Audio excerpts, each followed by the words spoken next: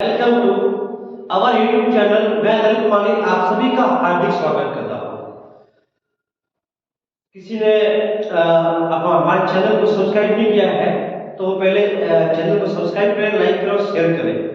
आज हम एक नई क्लास स्टार्ट कर रहे हैं राजनीति विज्ञान की, जो BA first year political science है वहां से हम स्टार्ट करें। आज न्यू क्लास है और उन जो बच्चे हैं, विद्यार्थी हैं जो कॉलेज में है, बीए फर्स्ट ईयर में है, उनके लिए बहुत इंपॉर्टेंट क्लास है।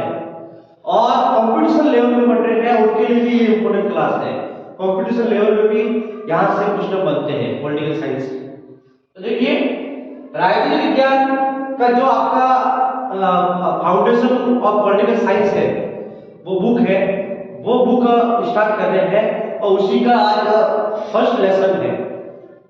पहला लेसन है राजनीति विज्ञान, परिभाषा, क्षेत्र और प्रकृति। यहां से आपको समझ में आएगा राजनीति विज्ञान किसे कहते हैं, राजनीति विज्ञान क्या होती है।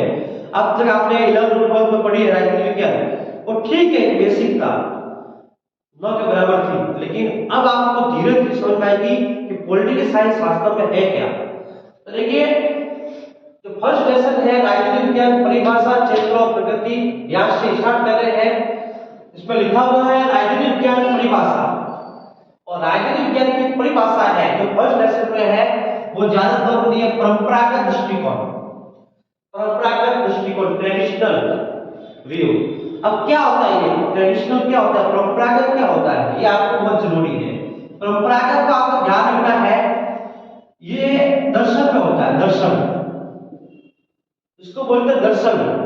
तो दर्शन पर ध्यान देता है जहां मूल्यों पर ध्यान देता है, जहां नैतिकता होती है, जहां आदर्शता होती है, आदर्श, तो ये चीजें होती है, इसको बोलते हैं परंपरागत। एक होता है तथ्य, जो तथ्य पर बात करता है, जो व्यवहारिक होता है, तो वो परंपरागत नहीं होता है, वो अपन पढ़ेंगे आधुनिक दृष्टिकोण पढ़ेंगे।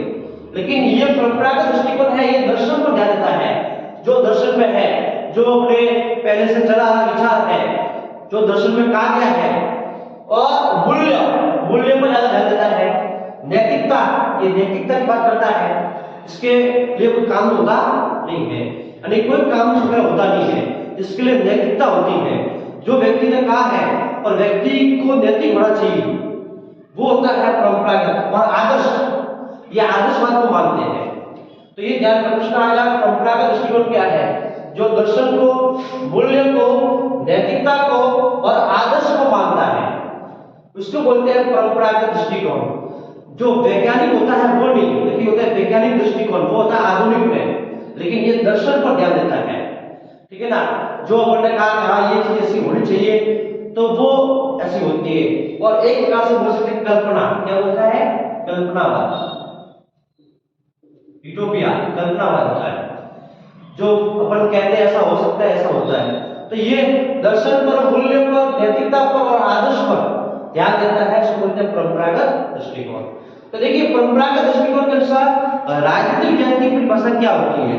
तो देखिए, मैंने आपको यहाँ पर 3 दृष्टिकोण में बांटा है।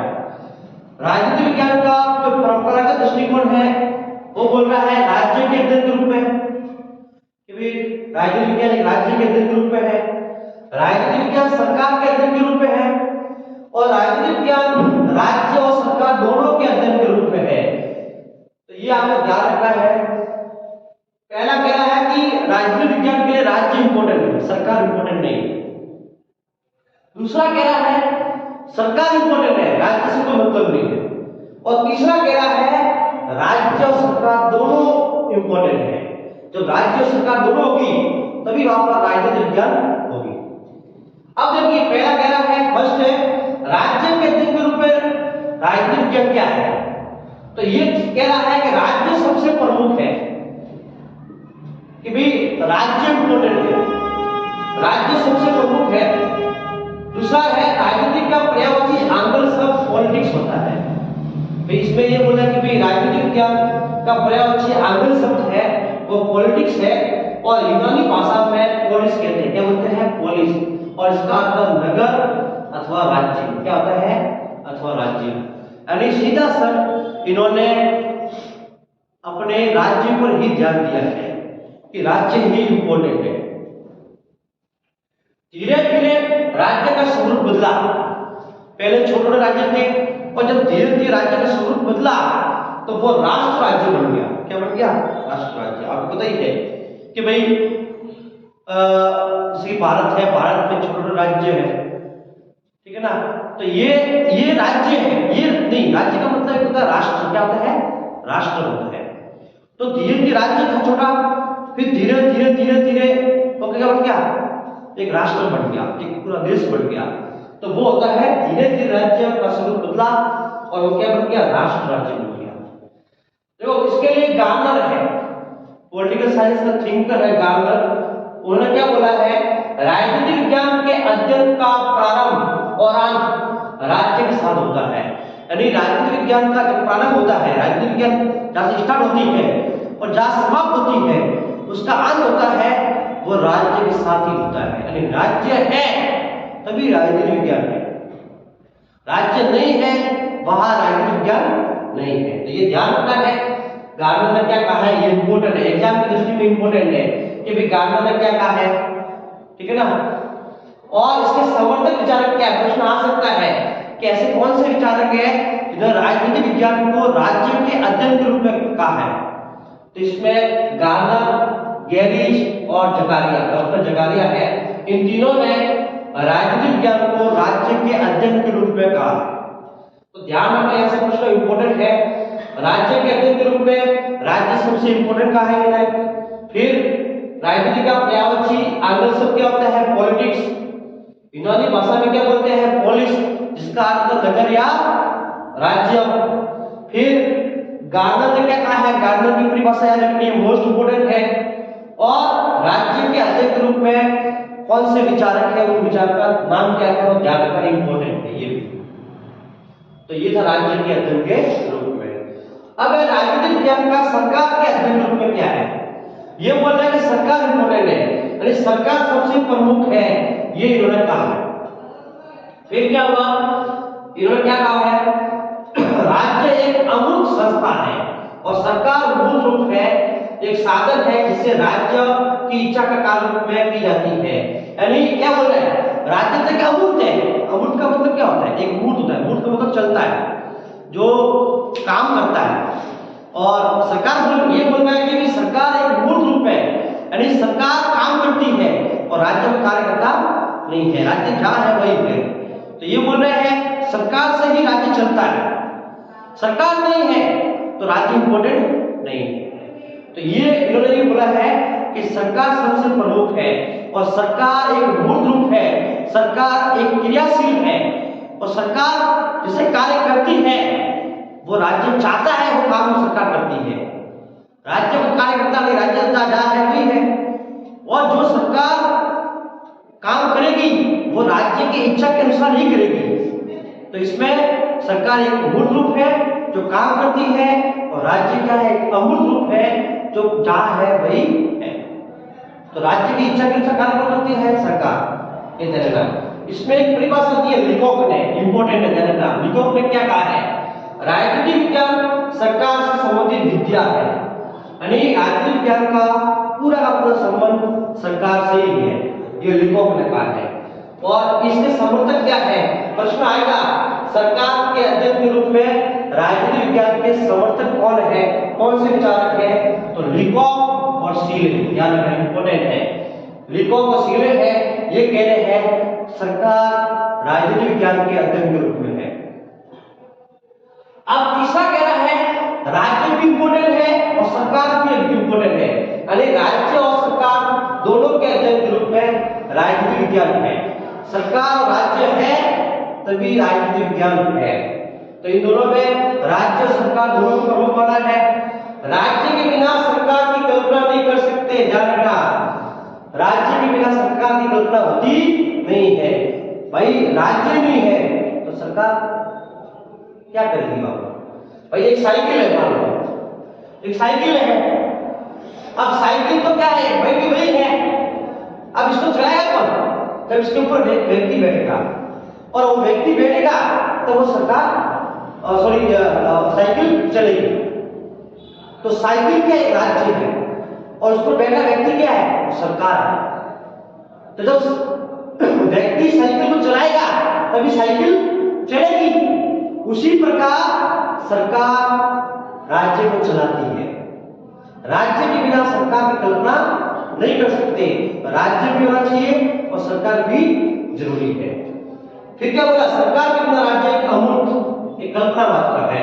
यानी जब सरकार भी होगी और राज्य दोनों होंगे तभी राजनीतिक विज्ञान का काम चलेगा और राजनीतिक विज्ञान कहलाएगी। इसमें डिमोक ने क्या कहा, डिमोक ये इंपॉर्टेंट है। डिमोक ने कहा है राजनीतिक विज्ञान का संबंध राज्य और उसके साधन सरकार से है। ध्यान रखना, इंपॉर्टेंट है। यहां पर राज्य को एक साध्य माना, क्या माना है, साध्य, और सरकार क्या है, उसका साधन क्या है, साधन। ध्यान रखना, ये इंपॉर्टेंट है। यहां पर तो राज्य को जो साधन साध्य माना है और सरकार को साधन माना है। यानी राज्य के बिना सरकार का काम की नहीं है और सरकार के बिना राज्य काम का नहीं है, ये ध्यान रखना। इसके समर्थक विचारक कौन है, जो राज्य और सरकार दोनों को इंपॉर्टेंट मानते हैं, वो है डिमोक और गिलक्राइस्ट। ध्यान रखना, डिमोक और गिलक्राइस्ट दोनों विचारक हैं जो राज्य और सरकार दोनों को इंपॉर्टेंट मानते हैं, दोनों को प्रमुख मानते हैं राजनीतिक विज्ञान के लिए। तो ये ध्यान रखना है, परंपरागत दृष्टिकोण के अनुसार राजनीतिक विज्ञान की परिभाषा क्या है, क्या कहा गया है कि भाई राज्य के अध्ययन के रूप में, राज्य सरकार के अध्ययन के रूप में और राज्य और सरकार दोनों के अध्ययन के रूप में राजनीतिक विज्ञान की परिभाषा दी गई है।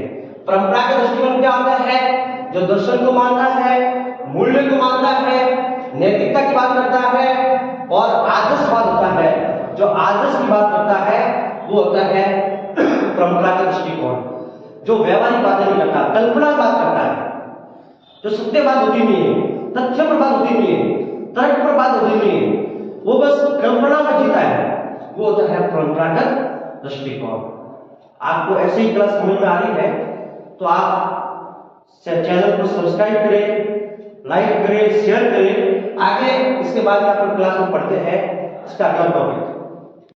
अब देखिए सैद्धांतिक राजनीति एवं प्रयोगात्मक राजनीति में क्या अंतर है, आएगा एग्जाम इंपॉर्टेंट है कि भाई सैद्धांतिक राजनीति और प्रयोगात्मक राजनीति में अंतर क्या है। अंतर एग्जाम में ये इंपॉर्टेंट आता है, वेरी इंपॉर्टेंट है, ध्यान रखना। तो देखो सैद्धांतिक राजनीति क्या होती है, प्रयोगात्मक राजनीति क्या होती है, आपको समझना जरूरी है। देखिए राज्य के सिद्धांत है, सैद्धांतिक राजनीति में आपको ध्यान रखना है सिद्धांत के रूप में कब आएगा, ये सिद्धांत होंगे। तो राज्य के सिद्धांत है, यानी राज्य की उत्पत्ति कैसे हुई, राज्य के शासन ग्रुप क्या है कि भाई लोकतंत्र है, संघात्मक प्रणाली है, गणतंत्र है। तो राज्य का स्वरूप क्या होगा, अधिशासित प्रणाली है, तो राज्य का कौन से रूप में काम होगा, तो वो है। और राज्य की उत्पत्ति कैसे होगी, ये है राज्य के सिद्धांत, इसमें ध्यान रखना।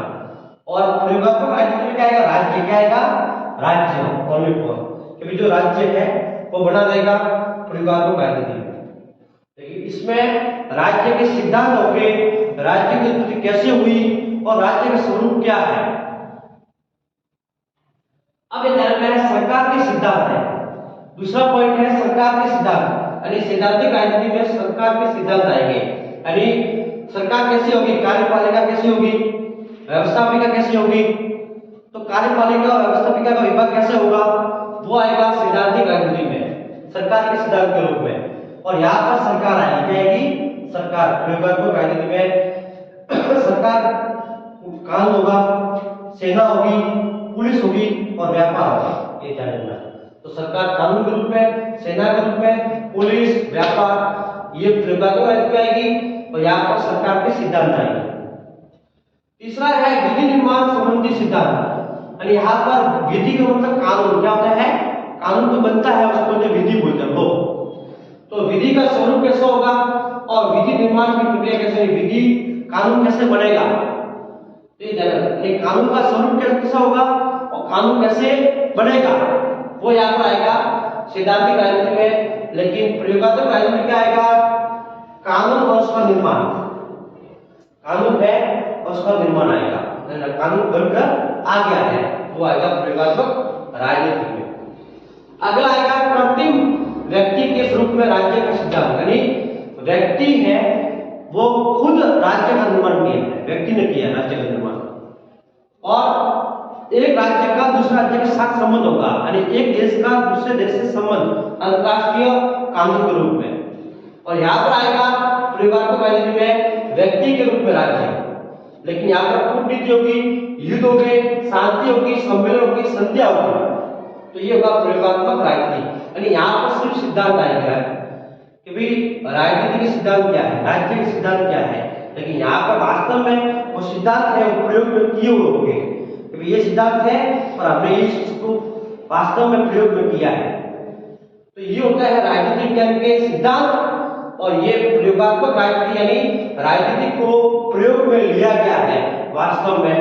तो ये दोनों में अंतर है, ये वेरी इंपॉर्टेंट है, एग्जाम में आता है, आप ध्यान से पढ़ें, इसके नोट्स बनाएं। आपके पॉलिटिकल साइंस इसमें एग्जाम में यहाँ से जरूर आपका इंपोर्टेंट प्रश्न पड़ेगा, चाहे वो 1 नंबर का हो, 2 नंबर का हो, 3 नंबर का हो या 4 नंबर का हो, कोई भी बड़ा प्रश्न हो यहाँ से पड़ेगा, छोटा प्रश्न भी यहाँ से पड़ेगा। यदि आपको समझ में आ रहा है, क्लास पसंद आ रही है तो सब्सक्राइब करना ना भूलें। Thank you.